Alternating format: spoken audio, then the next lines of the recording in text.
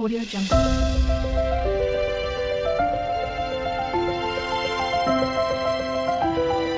Audio Jungle. Hi friends, இது என்ன parcel பிரிச்சுட்ருக்கோன்னு பார்க்குறீங்களா? இப்போ ரொம்பவே ட்ரெண்டாக போயிட்டுருக்க ஆரி ஒர்க்கோட டூல்ஸ் தான் நான் வந்து மீஷோவில் ஆர்டர் பண்ணியிருந்தேன். பொதுவாக வந்துட்டு ஒரு பொருள் வந்து நமக்கு டக்குன்னு கிடைக்கும் போது அதோட வேல்யூ அவ்வளோ சீக்கிரமாக நமக்கு புரியாது. ஒரு பொருள் நம்ம வாங்கணும்னு நினச்சிட்டு ரொம்ப நாளாக அது லேட் ஆகிட்டே போயிட்டே இருந்தும் அதுக்கப்புறமா அது நம்ம கை கிடைக்கும் போது அது வந்து நம்ம கையில் வாங்கும் போது அதோட ஹாப்பினஸ் இருக்குது பார்த்தீங்களா? ஐயோ நமக்கு கிடச்சிருச்சு, நம்ம இவ்வளோ நாள் ஆசைப்பட்டது நமக்கு வந்து நம்ம கையில் இருக்குது அப்படின்ற போது அதோட சந்தோஷத்தை சொல்ல வந்து வார்த்தையே இல்லை. அந்த மாதிரி தான் நான் வந்து இந்த ஆரி ஒர்க்கு வந்துட்டு நான் தச்சிட்ருக்கிறதுனால ஆரி ஒர்க் எப்படியாவது பழகணும்னு ஒரு ஆசை. ஆனால் கிளாஸுக்கு போய் பழகினா பார்த்தா நம்ம வீட்டில் ஒரு குட்டி பையன் இருக்கிறான். அதனால் நம்ம அந்த பையனை விட்டுட்டு நம்ம எங்கேயும் போய் பழகவும் முடியாது. சரி ஆன்லைனில் பழகலாம் அப்படின்னு பார்த்தாலும் இந்த டூல்ஸ் வேணும். சரின்னு கடையில் போய் கேட்டால் அது கிடைக்கல, ஆன்லைனில் தான் இருந்துச்சு. சரின்ட்டு மீஷோவில் வந்து ஆர்டர் பண்ணியிருந்தேன். என்ன ப்ரைஸுன்னு பார்த்தீங்கன்னா ரூ. 663 அந்த ரேஞ்சுக்கு தான் ஆர்டர் பண்ணியிருந்தேன். இது கூடவே நிறையா வந்துட்டு ப்ரைஸ் கிஃப்ட் மாதிரி கொடுத்துருந்தாங்க. அந்த ஆரி ஒர்க்கு, ஊசி, அப்புறம் அதோட த்ரெட்டு எல்லாமே கொடுத்துருந்தாங்க. இது வந்து நம்ம இங்கே கடையில் போய் வாங்கணுமா, அது எப்படி நான் வந்து கடையில் கேட்கும்போது மணப்பாறையில் விசாரித்தேன். அப்போ வந்து ரூ. 500 அந்த டூல்ஸ் மட்டும் வரும்னு சொன்னாங்க. நம்ம டைரெக்டாக போய் வாங்க முடியாது. நமக்கு வாங்கணும்னு நினைக்கும்போது நம்ம கையில் காசு இருக்காது. போய் சரி காசு இருக்கும்போது போய் வாங்கலாம் பார்த்தா அதுக்கான சூழ்நிலை அமையாது. எப்படியோ இந்த வாட்டி இந்தான்னு ஒரு கிட்டத்தட்ட 4, 5 மாதம் போயிடுச்சு. போனதுக்கப்புறம் இப்போ தான் எனக்கு அது வந்து கையிலேயே வந்துச்சு. ரொம்பவே சந்தோஷமாக இருந்துச்சு. சரி இதை நம்ம வந்து உங்களோட ஷேர் பண்ணிக்கலான்னு தான் இன்றைக்கி நான் இந்த வீடியோ எடுத்துகிட்ருக்கேன். இது வந்து ஃபுல்லாகவே ஓப்பன் பண்ணியாச்சு. பேக்கிங்லாம் சூப்பராகவே இருந்துச்சு, நல்லாவே வந்து கொடுத்துருந்தாங்க. இதில் வந்துட்டு த்ரெட்டு வந்து சில்க் த்ரெட்டு வந்து ஒரு 5 கொடுத்துருந்தாங்க. ஊசி வந்துட்டு 4 ஊசி கொடுத்துருந்தாங்க. ஊசி வந்துட்டு நம்ம தைக்கும் போது தான் தெரியும் அது வந்து ஒர்த்தா இல்லையா அப்படின்ட்டு. இந்த ஷார்ப்னஸ்லாம் இருந்துச்சு. நம்ம வந்து இப்போ பழகுறோம் அப்படின்றனால ஓகே தான் எல்லாமே. அதுபோல் ஜரி த்ரெட்டெல்லாம் வந்து கலர் கலராக கொடுத்துருந்தாங்க. அப்புறம் ஜரி த்ரெட்டில் வந்து 2 கலர் வந்து கோல்டனும் ஒயிட் கலரும் கொடுத்துருந்தாங்க. அதுவும் நல்லா தான் இருந்துச்சு பார்க்க. இப்போ இந்த மாதிரி ஆரி ஒர்க்கில் இந்த மாதிரி பாக்ஸ் வந்து சப்பையாக தான் வந்துச்சு. இது தனித்தனியாக கழட்டி கொடுத்துருந்தாங்க. இதை வந்து நம்ம மாட்டிக்கணும், ஃபிக்ஸ் பண்ணிக்கிற மாதிரி. நான் வந்துட்டு இந்த பார்சலை வாங்கிட்டு வந்து நான் ஆர்வமாக இருக்கேனோ இல்லையோ, எங்கள் வீட்டில் இருக்க 2 குட்டீஸும் சரி, எங்கள் வீட்டுக்காரும் சரி ரொம்ப ஆர்வமாக இருந்தாங்க. இதுக்குள்ளே என்ன இருக்குது அப்படின்னு பார்க்கறதால எனக்கு முன்னாடி அவங்க தான் பிரிச்சுட்டு இருந்தாங்க. எல்லாம் ஓப்பன் பண்ணிவிட்டு இந்த மாதிரி எல்லாமே ஃபிக்ஸ் பண்ணி விட்டுட்டாங்க. அவங்கள எங்கள் வீட்டுக்கார் ஃபிக்ஸ் பண்ணிட்டாரு. இந்த 4 பக்கட்டும் அந்த கம்பி கொடுத்துருக்காங்க. அந்த கம்பியை மட்டும் எடுத்து அந்த ஹோலில் வச்சு நான் நட்டு போட்டுறணும். அவ்வளோதான் இதோட வேலை.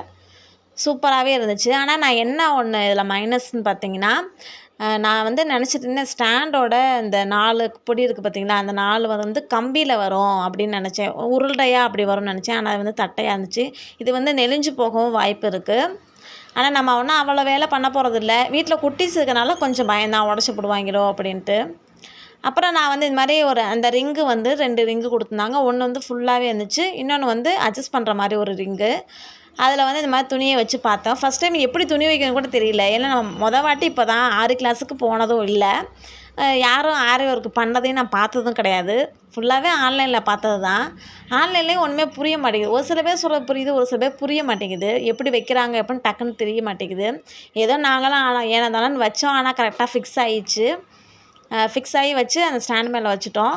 இப்போ இதில் வந்து கொடுத்தது எல்லாமே நம்ம பார்க்கலாம். ஊசி வந்து 4 ஊசி கொடுத்துருந்தாங்க. 2 வந்து 14 mm வந்து ஒரு ஊசியும், 24 mm ஊசி. இதுதான் பொதுவாகவே வந்து ஆரி ஒர்க் யூஸ் பண்ணுவாங்கன்னு நிறைய வீடியோஸில் வந்து சொல்லியிருந்தாங்க.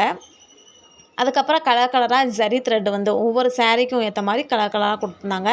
ஆனால் கொஞ்சம் ஓல்டு தான் போல், அந்த நூல் வந்து கொஞ்சம் பழசு தான் போல் அப்படி தெரிஞ்சுச்சு.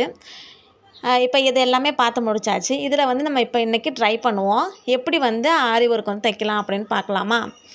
நான் வந்துட்டு இந்த 14 mm உள்ள ஊசியை வந்து எடுத்துட்டேன். ஊசியை எடுத்து இந்த மாதிரி பின்னுக்குள்ளே பேனா இருக்குது, பேனாவோட அந்த இதை மட்டும் எடுத்துகிட்டு பேனா உள்ளுக்குள்ளே இருக்க அந்த டியூபை எடுத்து போட்டுட்டு 14 mm உள்ள ஊசியை வந்து உள்ளே வந்து இன்சர்ட் பண்ணிக்கிட்டேன். இந்த மாதிரி ஒரு பேனா லெட்டு இருக்குல்ல, லெட்டில் வந்துட்டு அந்த உள்ளுக்குள்ளே இருக்கிறத எடுத்து போட்டுட்டு மை இருக்கிறத எடுத்து போட்டுட்டு உள்ளே இதை வந்து இன்சர்ட் பண்ணிட்டோம் அப்படின்னா, நம்ம புதுசாக பழகுறோம் அப்படின்னா ரொட்டேட் பண்ணுறது இதில் வரும். ரொட்டேட் பண்ணி தான் அதை வந்து வெளியில் எடுக்கிறாங்க. அப்படிங்கும்போது நம்ம புதுசாக இப்போ பழகிட்டுருக்கோம் அப்படின்னா நமக்கு வந்து சீக்கிரமாக அந்த ஊசியை வந்து ரொட்டேட் பண்ண முடியாது. வராது. அதனால் நம்ம வந்து இப்படி பேனாக்குள்ளே இந்த மாதிரி இன்சர்ட் பண்ணி வச்சுட்டோம் அப்படின்னா ஈஸியாக வந்து திருவள்ளுவருக்கு வந்து நம்ம பேனா வந்து எழுதும் போது எப்படி திருவிக்குமோ அந்த மாதிரி ஈஸியாகவே வந்துடும். அதனால் நான் வந்து இந்த மாதிரி ஒரு டிப்ஸ் வந்து யூஸ் பண்ணிக்கிட்டேன். இந்த மாதிரி நீங்களும் புதுசாக இப்போ நான் பழகிட்டுருக்கேன், எனக்கு எதுவுமே தெரியாது, ஆனாவனா கூட இதில் தெரியாது அப்படின்றவங்க கூட ஈஸியாகவே என்னோடய வீடியோ பார்த்து நீங்கள் கற்றுக்கலாம். மறக்காமல் என்னோடய வீடியோவை சப்ஸ்கிரைப் பண்ணிவிட்டு தொடர்ந்து ஸ்கிப் பண்ணாமல் பாருங்கள். அப்போ தான் நான் என்ன சொல்ல வரேன்னு உங்களுக்கு புரியும். நான் வந்து ஒரு வெள்ளை கலரை வந்து இதுக்கு வந்து பாப்லின் கிளாத் தான் போடணும்னு சொல்லுவாங்க. பாப்லின் கிளாத்லாம் போய் வாங்கணும்லாம் இல்லைங்க. நான் வந்து பாப்லின் கிளாத்லாம் வாங்கலை. நான் வந்து எங்கள் வீட்டில் இருக்கிற ரேசன் சாரீ இருக்குது பார்த்தியா, ரேசன் வேட்டியை தான் நான் எடுத்துருக்கிறேன். ரேசன் வேட்டியை எடுத்துகிட்டு அதில் வந்து இந்த ஃப்ரேம் சைஸுக்கு வந்து கட் பண்ணிக்கிட்டேன். ஒரு ஷேப்பில் கர்ச்சிப் மாதிரி ஷேப்பில் ஃப்ரேம் சைஸுக்கு கட் பண்ணி எடுத்துகிட்டு அதை வந்து நல்லாவே இந்த ஃப்ரேமில் வந்து சுருக்கம் வரக்கூடாது. சுருக்கம் வராமல் நல்லா இழுத்து பிடிச்சி மத்தளம்லாம் தட்டுவாங்கள்ல, அந்த போது எப்படி இருக்குமோ அந்த மாதிரி டம் டம்னு சவுண்டு கேட்கணும். அந்தளவுக்கு நல்லாவே துணியை ஃபுல்லாக இழுத்து பிடிச்சிட்டு அந்த ஃப்ரேமில் வந்து மாட்டி வச்சு ஃபிக்ஸ் பண்ணி வச்சிடணும். அப்படியே அந்த ஸ்டாண்ட் மேலே அப்படியே வைக்கிறது தான், வேறு ஒன்றும் மாட்டுறதெல்லாம் கிடையாது. அதுக்கப்புறம் இப்போ வந்துட்டு நான் நம்ம பழகுறோம், புதுசாக பழகும் போது சாதாரண நூல், அதாவது நம்ம துணி தைப்போம் பார்த்திங்களா, அந்த நூல் தான் எடுத்து நம்ம பழகணும். இதில் பழகணும் அப்படின்னா தான் நமக்கு வந்து ஜரி த்ரெட் எடுத்து பண்ணும்போது சரி, சில்க் த்ரெட் எடுத்து பண்ணும்போது சரி, ஈஸியாக நமக்கு வந்துட்டு தையல் வந்து வரும். அதனால் இப்போ நான் வந்து 2 நூலாக எடுத்து போட்டு காமிக்கிறேன். வீடியோவில் வந்து கிளியராக தெரியணுன்றனால 2 நூலாக எடுத்துக்கிறேன். புதுசாக இப்போ தைக்கும் போது நீங்கள் 1 நூல் மட்டும் எடுத்துக்கலாம். 2 நூலாக எடுத்து நாட் போட்டுக்கணும். நாட் போட்டு நான் எப்படி இப்போ வைக்கிறேனோ அதே மாதிரியே நடுவிரலில் பிடிச்சிக்கணும். நடுவிரலையும் கட்டை விரலையும் வச்சு பிடிச்சி அதுக்கப்புறம் ஆள்காட்டி விரல் வழியாக வந்து அந்த 2 த்ரெட்டையும் கட்டை விரல்லையும் நடு விரலையும் வச்சு பிடிச்சிட்டு இப்போ ஊசியை வந்து உள்ளே வந்து துணியில் இன்சர்ட் பண்ணோம் அப்படின்னா எப்படி வெளியில் வரும் அப்படின்னா, இந்த மாதிரி ஊசியை இன்சர்ட் பண்ணுறோம். அப்போ அந்த நம்ம நாட் போட்ட அந்த ஒரு நூலை தான் இழுக்கணும். அதுக்கு அடியில் உள்ள நூலை இழுக்கக்கூடாது. நாட் போட்ட நூலை இழுத்தோம் அப்படின்னா தான் இந்த நாட்டு போய் துணிக்கு மேலே அப்படியே ஃபிக்ஸடாக உட்காந்துக்கும். அப்படி இல்லைன்னா ரொம்ப அந்த துணி வந்து நம்ம அடியில் வச்சுருக்க அந்த நூல் வந்துட்டு நம்ம இழுக்கும் போது மேலே வந்துடும். அதனால தான் நாட் வந்து நம்ம போட்டுக்கிறோம். இப்போ நாட் போட்டுட்டு இப்போ ஒரே ஒரு லைன் வந்து நான் வரைஞ்சிட்டேன். இந்த லைனில் நம்ம எப்படி தைக்கலாம் அப்படின்னு பார்க்கலாம். அதே போல் இந்த ஊசியை வந்துட்டு 90 டிகிரி, அதாவது சென்டரில் வச்சுக்கிட்டு இதை வந்து நம்ம அந்த ஊசியில் முனையை பார்த்திங்கன்னா மீன் பிடிக்கிற கொக்கி எப்படி இருக்குமோ அந்த மாதிரி இருக்கும். அந்த கொக்கி வந்து நம்ம எந்த பக்கத்தை தையல் போடுறோமோ அந்த பக்கமாக பார்த்து இருக்கணும். இப்போ நான் வந்து உள்ளே வந்து இன்சர்ட் பண்ணிக்கிறேன். இப்போ அடியில் இருந்து அந்த 2 நூலையுமே வெளியில் இழுக்கிறோம். வெளியில் இழுத்தும் போது நான் சொன்ன மாதிரியே அந்த கட்டை விரலுக்கும் நடுவில் வந்து வச்சுருக்க நூலை நம்ம வெளியில் இழுத்து ஒரு ரொட்டேட் பண்ணி அதுக்கப்புறம் அதை மேலே இழுக்கணும். மேலே இழுத்து கொஞ்சமாக இந்த பக்கத்து நல்லா இழுக்கணும். நம்ம எந்த பக்கத்து தையல் வந்துட்டுருக்கோ அந்த பக்கமாக பார்த்து அந்த ஊசியை இழுத்து மறுபடியும் உள்ளே விட்டு மறுபடியும் அதை வெளியில் எடுத்து ஒரு ரொட்டேட் பண்ணி அதுக்கப்புறம் மறுபடியும் திருப்பணும். நான் வந்து இந்த ஆரி ஒர்க்கு பண்ணும்போது நான் எப்படி அவங்க இப்படி பண்ணிகிட்ருக்காங்க அப்படின்னு நினச்சேன்னா, அந்த நூலை வந்துட்டு இதிலையே நம்ம சாதாரண ஊசி எப்படி கோர்ப்போமோ அந்த மாதிரி ஹோலில் வந்து கோர்த்து வச்சுக்குவாங்க அப்படின்னு நான் நினச்சேன். ஆனால் இந்த ஆரி ஒர்க் வந்து அப்படி கிடையவே கிடையாது. கொஞ்சம் கஷ்டமாக தான் இருக்குது. ஆனால் பழகிட்டால் ஈஸியாக வந்துடும். அந்த ட்ரிக்கு தெரிஞ்சிட்டா போதும். ஃபஸ்ட் டைம் நான் எடுத்து இந்த ஆரி ஒர்க்கை நான் வந்து இந்த சங்கிலி தையல், இது வந்து செயின் ஸ்டிச்சுன்னு சொல்லுவாங்க. சங்கிலி தையல் வந்து நான் போட ஆரம்பிக்கும் போது எனக்கே கொஞ்சம் குழப்பமாயிடுச்சு. என்னடா இது இப்படி வருது, அந்த ஊசியில் போய் நூல் மாட்டவே இல்லை, சிக்கவும் இல்லை, இந்த தையல் வரவும் இல்லை. கிட்டத்தட்ட நான் ஒரு 5-6 வாட்டியாவது ட்ரை பண்ணி பார்த்தேன். அதுக்கப்புறம் தான் நல்லா புரிஞ்சு வீடியோவில் தெளிவாக பார்க்கும்போது தான் தெரிஞ்சிச்சு எப்படி எடுக்கிறாங்க எப்படி வைக்கிறாங்க அப்படின்றத மைனூட்டாக பார்த்தா தான் புரியும். அதனால தான் நான் வந்துட்டு இதில் வந்து ரொம்பவே ஜூம் பண்ணி காமிக்கிறேன், பக்கமாக வச்சு காமிக்கிறேன் எப்படி எடுக்கிறது அப்படின்னு.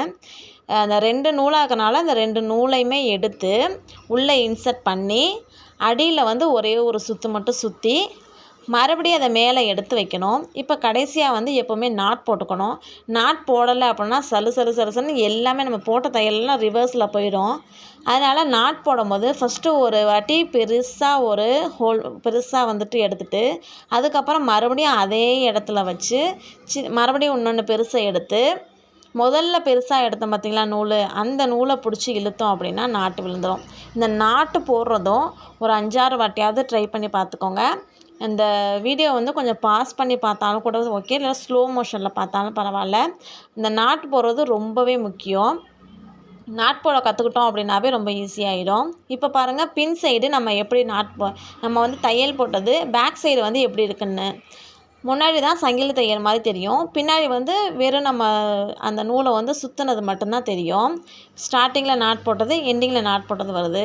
இப்போ கீழே என்ன வேலை நடக்கும் அப்படின்னா, நம்ம மேலே வந்துட்டு எப்படி வேலை நடக்குன்னு பார்த்தாச்சு. கீழே என்ன வேலை நடக்கும்னா, ஊசி வருது, நம்ம ஒரு சுற்று சுற்றணும், அது மறுபடியும் ஊசி உள்ளே போயிடும். மறுபடியும் ஊசி வரும், ஒரு சுற்று சுற்றணும், மறுபடியும் அது உள்ளே போயிடும். இந்த வேலை தான் நடக்குது. இதே தான் மிஷின்லேயும் வேலை நடக்கும். நம்ம அதில் வந்து பாபின் வந்து அந்த வேலையை செய்யும், இதில் வந்து நம்ம லெஃப்ட் ஹேண்டு வந்து நமக்கு அந்த வேலை செய்யும். இவ்வளோ தான் இதில் வித்தியாசம். தையல் வந்து ஒவ்வொன்றுக்குமே ஸ்ட்ராங்காக இருக்கும். நம்ம கையில் போடுற இந்த சங்கிலி தையல் வந்து ஒவ்வொரு தையலுக்கு நடுவுலையும் ஸ்ட்ராங்காக இருக்காது. நம்ம இந்த நாட்டு போட்டால் மட்டும்தான் ஸ்ட்ராங்காக நிற்கும், இல்லைன்னா பிரிஞ்சுட்டு வந்துடும். நம்ம ஊசியை உள்ளே வந்து இன்சர்ட் பண்ணுறோம். அடியில் வந்து என்ன நடக்குதுன்னா, இப்படி ஒரு சுற்றிடுறோம். சுற்றிட்டு மேலே ஊசியை இழுத்து அங்கே வந்து சங்கிலி தையல் போடுவோம். அடுத்து மறுபடியும் உள்ளே வந்து ஊசியை இன்சர்ட் பண்ணுறோம். பண்ணிவிட்டு பழையபடி ஒரு சுற்று. இந்த மாதிரி எந்த பக்கத்து வேணால் லெஃப்ட் சைடும் சுற்றலாம், ரைட் சைடும் சுற்றலாம். ஆனால் அந்த கொக்கியில் போய் நம்ம அடியில் சுற்றுற ஊசி வந்து அடியில் சுற்றுற அந்த நூல் வந்து ஊசியில் போய் மாட்டணும். அதுதான் மெயினு. மாட்டிட்டு நம்ம இழுக்கிறது அதுவும் ஒரு மெயின். அதுதான் இந்த நம்ம லெஃப்ட் ஹேண்டு வந்து பண்ணுற வேலையே. சங்கிலி தையல் தான் நமக்கு பேசிக்கே. ஆரி ஒர்க்கை பொறுத்த வரைக்கும் இந்த தையல் தெரிஞ்சால் மட்டும்தான் நம்ம எல்லா ஒரு பீட்ஸையும் வச்சு நம்ம வந்து தையல் பண்ண முடியும். அதனால் இந்த தையலை வந்து நல்லாவே சீக்கிரமாக ஒரு 5-6 தையல் 10 தையல் டெய்லி போட்டு நம்ம ப்ராக்டிஸ் பண்ணி பழகிக்கணும். இந்த வீடியோ உங்களுக்கு ரொம்பவே யூஸ்ஃபுல்லாக இருக்கும் நம்புகிறேன். நெக்ஸ்ட் வீடியோவில் உங்களை நான் சந்திக்கிறேன். Bye friends. ஏதோ சென்டிமெண்டா கேக்குறானே, போடா போகுதுண்ணே, ஒரு குத்து குத்துண்ணே, அப்படியா?